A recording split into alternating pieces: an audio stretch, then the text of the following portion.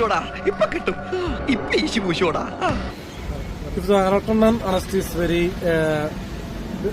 dangerous situations and അത് ശരി, അപ്പൊ ഇത് സ്ഥിരം കലാപരിപാടിയാണല്ലേ? I support all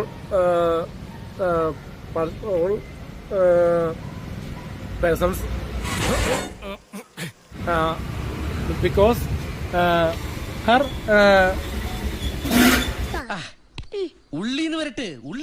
her statement is very not good. He tell the statement is very wrong statement he said, but after he under arrest is very difficult with me. So എന്റെ English ബ്രിട്ടീഷുകാർക്ക് പോലും പേടിയാ. ഞാൻ English പറയുന്നത് കേട്ട് 3 സായിപ്പന്മാര് ബോധം കെട്ട് വീണിട്ടുണ്ട്. Very unconscious.